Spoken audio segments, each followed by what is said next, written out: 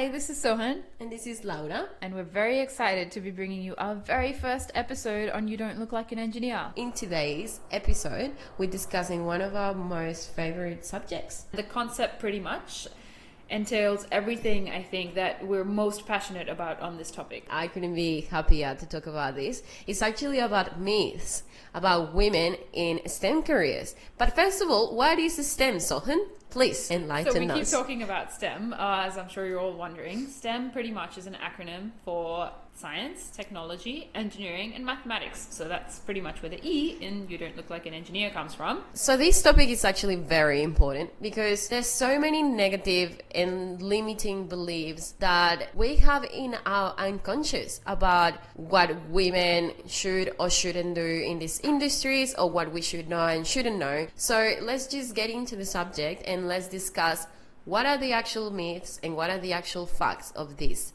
All right, so myth number one is that girls are not good at mathematics. How many times have we heard that? This actually hits home because when I was in high school, believe it or not, guys, one of my teachers was like, hey, I don't think you should consider any numerical careers just because your numerical skills aren't good enough. And I was only 16 at the time. And when I heard that, it really put me off studying an engineering related subject. I wanted to study biomedical engineering at the beginning before doing civil.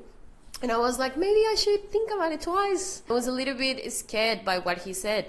So I pretty much decided to rethink that and consider other careers. And honestly, I didn't know that happened to you, but that story pretty much makes you the perfect case study for what we're about to talk about, because that's exactly the kind of attitude that has been found to have affected females' perception of mathematics and definitely then affected their ability, because there's been a lot of studies that have been done, and up until the age of 5, young girls are as passionate and as capable in their mind that they could do anything science and mathematics related. But then at the age of 6, that suddenly changes. And 5 and 6 are such young ages. Why would this be such a big deal, And it's this sort of behavior. So, for example, Singapore is one of the top 5 countries in PISA. Acronyms, Queen? So PISA is the Program for International Student Assessment. They say pretty much is that the female and male students perform equally in mathematics. Which goes to show that in the right environment and with the right teaching, girls can be the world leaders in mathematics as well. If maths was actually a biological ability, like maybe strength and speed, more on that later, then this sort of trend, even if it's just Singapore, and it's not just Singapore, which we will discuss later, we wouldn't see this trend over time and over space, like geographically and in history. We would definitely see boys consistently being much better at mathematics than girls, which is not the case actually. So a big part of this, I think, definitely is representation. And we're going to keep talking about this R word because it's so freaking important. Yeah, it actually is.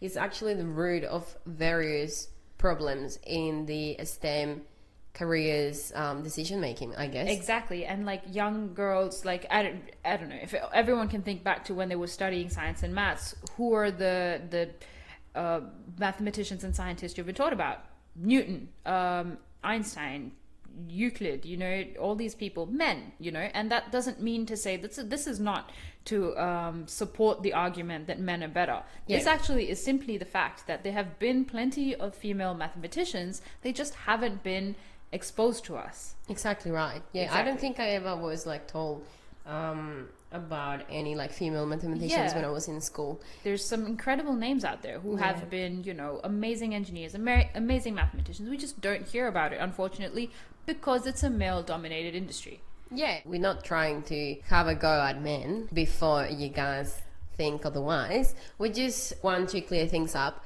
and make you understand that it's just a career that should be chosen regardless of your gender and regardless of your numerical skills. Another 2011 study by the Trends in International Mathematics and Science study had found that there was no significant difference in math scores of Australian young boys and girls in between year 4 and 8, and also they found that the same trend was shown in up to 13 different countries.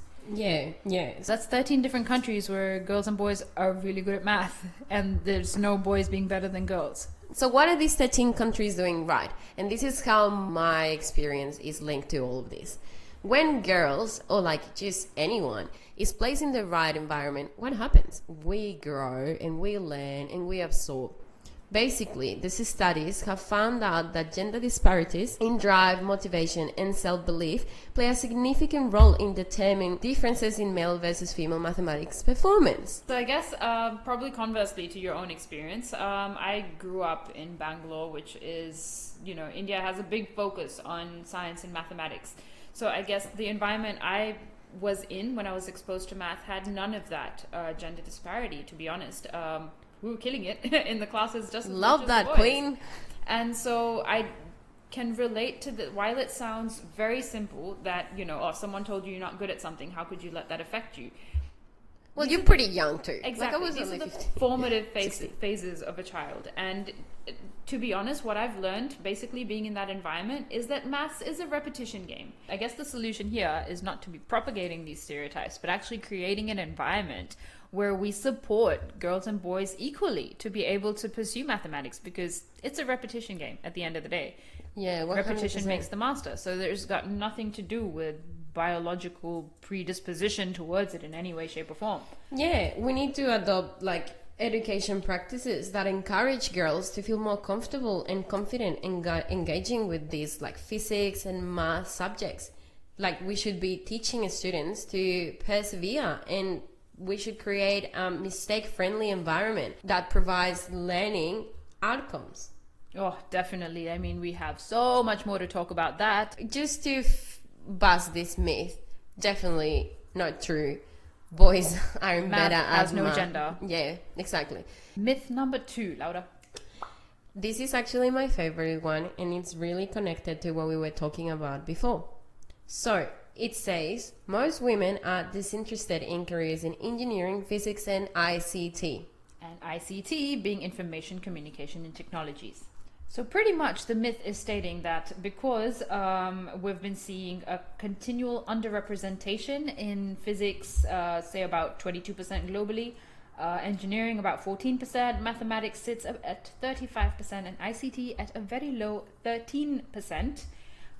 Pretty much what we often hear being said to explain why there's a low representation of women in these industries is that women are simply not interested. But why is that we aren't interested? Interest in an occupation is actually influenced by many factors, including a belief that one can succeed in that occupation. And let's take the example of Lau when she was 15, as in me, speaking third person. I was told I wasn't going to be successful. Therefore, my immediate reaction to that comment was maybe I shouldn't actually pursue that career.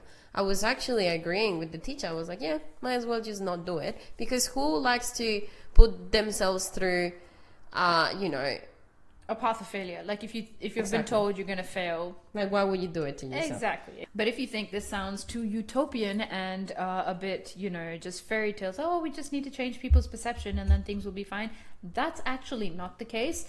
Looking at global numbers, we can completely find that this changing people's perception and allowing them to feel like they are able to do this yields proper results. So if you look at China, 40% of the engineers are women. And similar to Malaysia, 44% are seen to be women. And if you look in the former USSR, they had about 58%, that is more than half, were women. And it's not that anything is particularly different in terms of the women's abilities. I mean, I'm sure they're not producing women superhumans. So it's definitely got to do with the environment. And it's so sad that in contrast, in Australia, we only have about 14% of women who are in engineering. Yeah, and I think it's a 20% around the world. So what are we doing wrong? We are such a little percentage out there, and I feel like a lot has to do with these stereotypes. The research is pretty much saying, and as we're talking about identity and representation, the research concurs. It states that the 3 main influences for any student to be choosing STEM is their identity, their perceived ability, and that has a lot to do with the stereotypes, as Lau's teacher so nicely threw upon her, and their aspirations, their personal aspirations. Yeah. So in saying that, my example, by the way, I eventually obviously realized by myself that that wasn't a good enough reason for me not to choose an engineering degree. In actuality, mathematics is not the only skill you should be good at to become an engineer or to consider becoming or choosing a science related field. There's so many other skills that you have to develop, like problem solving, communication skills, everything else that is not numerical like related. And I just want to say also that for people out there thinking like, oh, but just like move on, brush it off, brush the comment off. Well, not really, because it was actually a very important stage in my development. Those teenage years are so important for a person to sort of like create an identity for themselves. And if we have limiting comments like this, we pretty much do something like confirmation bias. If we see that, okay, someone said to you, you aren't good at that, and then you try it and then you fail, then obviously that belief is just going to get stronger and stronger, and you're just gonna build that way of thinking like, I wasn't set up for maths. I remember like countless of times when I was in university when I was like, oh, I'm just not too good at math. But that I stopped saying that, and I stopped reinforcing that belief, because I was like, okay, I am actually just a normal person, because I was succeeding all the subjects. It's not that I wasn't doing it. And I decided to choose an engineering degree. I was like, okay, I have what it takes to be an engineer. It's just that I have to completely change the way I'm talking about myself in this scenario. And I think that's really important for people out there. 100%. So that is myth number 2, busted. Busted. The third one here, which is really interesting also, is the gender pay gap does not exist. And I actually can't believe that there is still people out there that say this and don't really read stuff about the gender gap. So there is an actual pay gender gap. Not just in this industry. Don't even get me started. Big surprise. But there is. And it's almost preposterous, I think, to still be saying that the gender pay gap doesn't exist in the face of all the evidence that it does, to be honest. And I guess a general acceptance that this myth exists has been that, after women become carers and mothers, then they generally tend to be less involved in the industry, and therefore the lower pay becomes evident later on in their career. But, big but here, that's not what the data has suggested. So there's actually strong evidence that refutes the myth. Yeah, and pretty much we will get into all of that in a minute. But first, we probably just need to, I guess, quantify what is this gender pay gap looking like in Australia. In Australia, it's about 16.2% and has honestly never even gone below 15%. So we've always had at least a minimum of 15% of a difference between men and women's pays. So yes, if we're going to bring the part-time work card, yes, more women than men work part-time in STEM fields, but the wage pay gap is still persists once this is accounted for. And another part of the gender pay gap, I think, as most of you may or may not be aware, is that, women generally have tended to work in lower paid professions. So not like, the very high earning professions like lawyers and doctors. And it's generally been lower professions that women have been involved in. And while you might think that that answers the question, no, it does not. It still does not account for why the gender pay gap exists, because it's been typically found that as men have been moving into more traditionally female-dominated professions like nursing, the male salaries and status levels actually rise above that of the female salaries. So not only is there a gender pay gap in the higher male-dominated industries, as they infiltrate into female-dominated industries, they still get paid more. There's a range of factors that contribute to this gender pay gap. These include under-evaluation of skills in industries and areas where women predominate, and gender bias, which is really, really sad. Both unconscious and conscious. Like, for example, the women don't know math That's a very unconscious bias that we should all unlock and heal. I'm not joking. And also, the fact that women tend to work in lower paid professions, why is that? Because we didn't have access to fucking works. You know what I mean? Like, seriously, we as women got introduced to all this or we're allowed, actually, not got introduced. We started getting allowed to work in industries such as like law, engineering, and all of this way later than men did. Exactly. And that's something that we have to say and put out there. And also regarding the maths, we were like given access to education way later than men. And those are transgenerational traumas that we have to deal with as women. It's not that we just made this stuff up. So there was a study that is probably going to explain a lot of how much of an unconscious bias we have in our brain. In 2012, there was this job position available, and two candidates, a male and a female, applied with their identical CV. The only difference between this were their names, so female and male name. And the male was deemed to be more competent at the profession, at the job, just because he had a male name. He was offered a higher salary just because he had a male name. The funny thing is that the outcome was made the same regardless of whether the assessor was female or male. So we both, female and males, have this unconscious bias embedded in our brains. So how do we fix this? Because now that we have the information, now that we are aware, we can create some change. You know, awareness is actually useless without action. So let's get into this.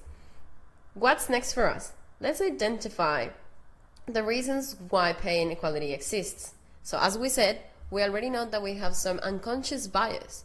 So next time that someone makes a comment that is a little bit, not appropriate, call it out politely, but do it. So addressing the gender pay gap is step one, but it opens the door to encourage all employers to comply with, bodies like the Fair Work Ombudsman. And that can involve things like, your remuneration policy to be transparent, and between grades, so that people have a general better idea of, who should be earning what at what stage in their career. And that's not to say that we're going to be, forcing people to do that or encouraging organizations in any way, but like, it's food for thought. It would be a lot of a more equal environment if things like these were put into place. So those are our 4 myths, completely busted. Definitely easily could spend a lot more time in them, but on a high level, I think these are the major myths that are surrounding women in the STEM industry.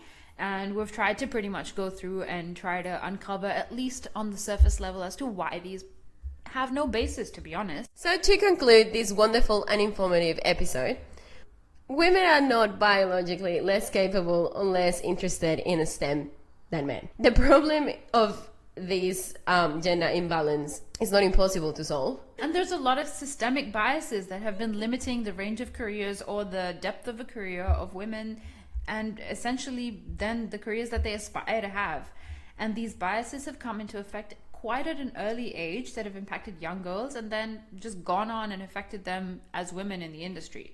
Yeah. So while these are easily fixable, they need to be solved earlier on in young girls' lives, and it's definitely doable. So yeah, and I think it's important to also consider that once we identify these limiting beliefs that we have because of society, the unconscious bias that we're speaking about, it's important to approach this with a mindset of growth. There's so many limiting beliefs that you're going to face, and it's up to you whether you're going to take it as as a fact, or whether you're going to challenge it and change the perspective and change the narrative. Yes, I'm not great at math. However, that's not the only fucking skill I need to thrive in the engineering sector, I feel like we just have to keep encouraging our women and our girls to just give it a go and try it, regardless and to understand of what that the first thing someone tells you, even if they pass a comment at your skill, is not actual fact. It is someone's opinion. Yeah, exactly. It's just an opinion. And an opinion can't then go on and decide what you're going to do for the rest of your life. Exactly right. You should challenge it and be like, okay, I actually have to make that decision myself. It's not for you to design my fucking career. No mom, no dad, no teacher, nobody. And on that positive note, that concludes the segment. Finish this potty episode, and we couldn't be happier. And yeah, we hope you like it. And please let us know what you think, what you would like to see coming up. If you would like to actually learn a little bit more about a myth in a specific, we're happy to do so. So yes, please just ask us away any questions that you have. Oh yeah, and stay tuned for more episodes to come. Bye.